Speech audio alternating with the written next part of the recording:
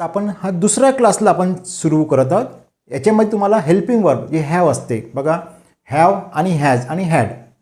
म्हणजे आपण काय करणार आहोत, आपल्याला पटपट करायचं इंग्रजी, म्हणजे आपण एक स्मार्ट स्टडीच्या रूपामध्ये आपण हा कार्यक्रम तुम्हाला सादर करीत आहोत.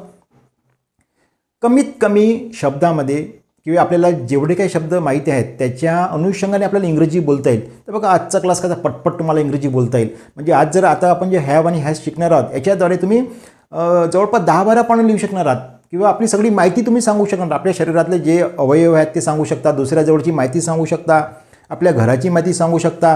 म्हणजे जवळपास तुम्ही भरपूर प्रमाणात तुम्ही काही माहिती सांगू शकणार आहात. त्याच्यासोबत तुम्ही निबंधसुद्धा लिहू शकणार आहात नुसतं या हॅवच्या भरोशावर. बघा याला हेल्पिंग, हॅवला आपण हेल्पिंग वर्ब म्हणू.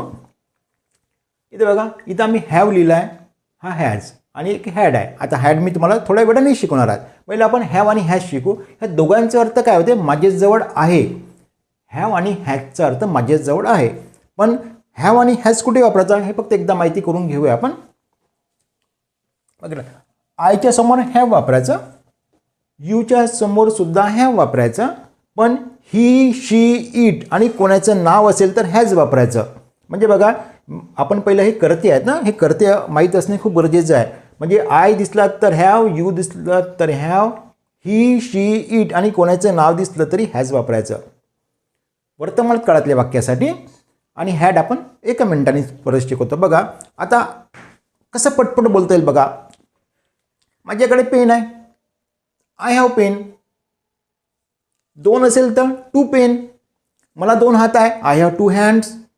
म्हणजे तुमच्या बॉडीचे जे जे अवयव आहेत ते तुम्ही सांगू शकता पहा एका. म्हणजे आता तुम्ही जर आता एका मिनिटात म्हटलं तर काय येईल, मला 2 हात आहे, I have 2 hands, 1 head, I have T shirt, I have car, I have bicycle. म्हणजे माझ्याकडे जे जे आहे ते मला सांगावं लागेल. एव्हा मला आई वडील आहेत, I have mother and father. मला एक मुलगा आहे, आय हॅव 1 चाइल्ड.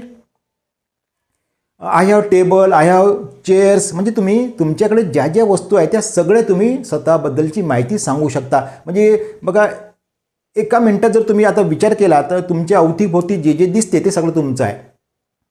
म्हणजे तुम्हाला आय हॅव वापरावं लागेल. मग हा आय हॅवचा जेव्हा वापर कराल तुम्ही तर लगेच काय करायचं नंतर थोड्या वेळाने पाहायचा दुसऱ्याकडे पाहायचं. म्हणजे समज तुमच्यासमोर तुमचा मुलगा आहे तर तुमच्या मुलाकडे काय काय आहे तर त्याला तुम्ही म्हणू शकता यू हॅव पेन, तुझ्याकडे पेन आहे. यू हॅव बुक्स, तुझ्याकडे बुक्स आहेत. You have T shirt, T shirts आहे. त्याच्याकडे जे जे वस्तू आहे ते तुम्ही यू हॅवच्या स्वरूपात तुम्ही सांगू शकता. म्हणजे आपल्याकडे जी जी वस्तू आहे तुम्ही या हॅवच्या स्वरूपात सांगू शकता. पण लगेच थर्ड पर्सन दिसला म्हणजे ही, शी, इट आणि कोणाचं नाव दिसलं तर हॅज वापरायचं. बस एवढंच लक्षात ठेवावं लागतं मला. म्हणजे ही असेल, ही म्हणजे कसं एखादा मुलगा असेल तर आपण म्हणतो अरे त्याच्याकडे आहे का एखादी वस्तू तर ही हॅज वापरायचं. ही हॅज पेन, त्याच्याकडे पेन आहे. ही हॅज बुक, त्याच्याकडे बुक्स आहेत. अशा तऱ्हेने तुम्ही ही, शी आणि कोणाचं नाव असेल तेव्हा हॅज वापरून बोलू शकता. म्हणजे समजा तुम्हाला म्हणायचं की रामजवळ किंवा एखाद्या माणसाजवळ पेन आहे किंवा एखाद्या माझ्या मुलाकडे पेन आहे तर तुम्हाला एवढं जेव्हा आय येईल तेव्हा तुम्ही हॅव वापरायचं. पण कोणाचे नाव येईल तेव्हा तुम्ही हॅज वापरायचं आहे. आता समजा मी म्हणेल की मोबाईल जवळ, म्हणजे मोबाईलला काय आहे कव्वर आहे तर मी मोबाईलला कव्वर आहे म्हणायचं. किती सोपं झालं, मोबाईल हॅज कव्वर, मी मोबाईलला कव्वर आहे. आता समज गाडीला कव्वर आहे म्हणायचं आहे तर गाडी असते, गाडीला कव्वर आपण झाकून ठेवतो पहा. गाडी म्हणजे आपली बाईक असेल किंवा कार असेल, कार हॅज कव्वर म्हणजे गाडीला कव्वर आहे, त्याच्या जवळ आहे ना. म्हणजे त्याच्याजवळ जे जी वस्तू आहे तुम्ही हॅजच्या स्वरूपात, हॅव आणि हॅजच्या स्वरूपात सांगू शकता. आता आपण हा झाला प्रेझेंट टेन्समध्ये, म्हणजे वर्तमान काळात ज्या ज्या वस्तू आहे तुम्ही हॅव आणि हॅज सांगू शकता. आता आपण बघू हॅड बघू. हा जो हॅड आहे, हॅड म्हणजे पण पहिले काय असेल आपल्याकडे वस्तू त्या तुम्ही सांगायच्या आहेत.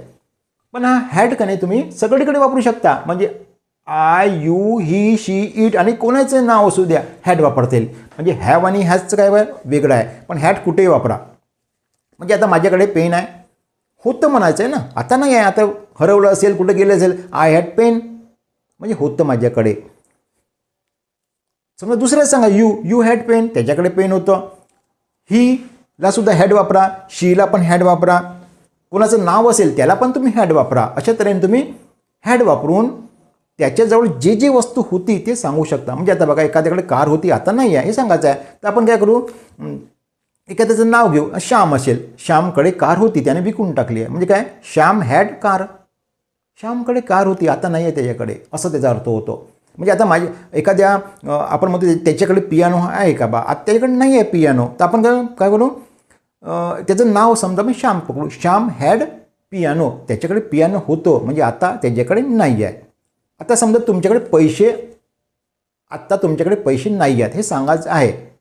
पण असं म्हणू शकता, नो म्हणू शकतो आपण, नो मनी वगैरे. पण हॅव आणि हॅडची जेव्हा भाषा वापरायची असेल तेव्हा काय करायचं, आय हॅड मनी, माझ्याकडे पैसे होते, आता नाही आहे, खिशात आता पैसे नाही. I had money, by I have money म्हणजे काय होते, माझ्याकडे आता पैसे आहे. आय हॅड मनीचा अर्थ काय होते, माझ्याकडे पैसे होते, आता नाही आहे, म्हणजे कोणाला आपण द्यायचे नाही पैसे. आय हॅड मनी. समजा दुसरा व्यक्ती असेल, त्याच्याकडे पैसे होते, माझे पैसे, तर यू हॅड मनी, त्याच्याकडे पैसे होते. एखाद्याचं ही कोणी मुलगा असेल, ही त्याच्याकडे पैसे होते, तर ही हॅड मनी, त्याच्याकडे होते पैसे. शी हॅड मनी, त्याच्याकडे पैसे होते. असं करून तुम्ही या हॅव आणि हॅडचा वापर करून आपल्या जवळची संपूर्ण माहिती सांगू शकणार आहात. किती पटपट झालं आहे वाक्य. म्हणजे ज्या ज्या गोष्टी तुमच्याकडे सध्या आहेत त्या हॅव आणि हॅडच्या स्वरूपात तुम्ही लिहा.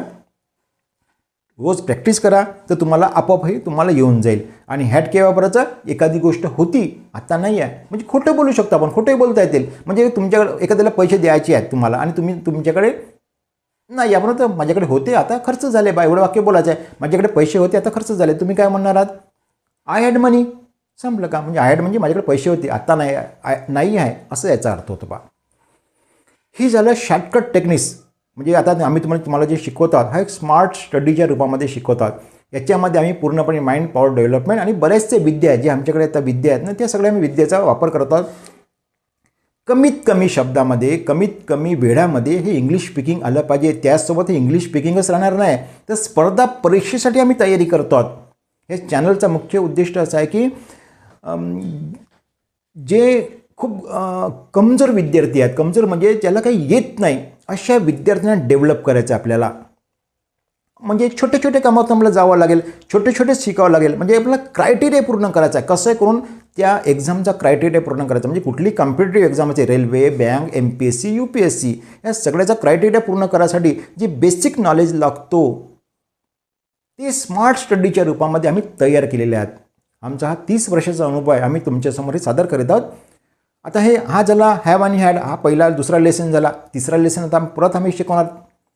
तर तुम्हाला पुढचं हे चॅनल तुम्ही जर सबस्क्राईब केलं तर तुम्हाला पुढची माहिती आपोआप तुम्हाला प्राप्त होणार आहे. म्हणून तुम्ही चॅनलला सबस्क्राईब करा, बेल आयकॉनला क्लिक करा. हे सगळं फ्री असते.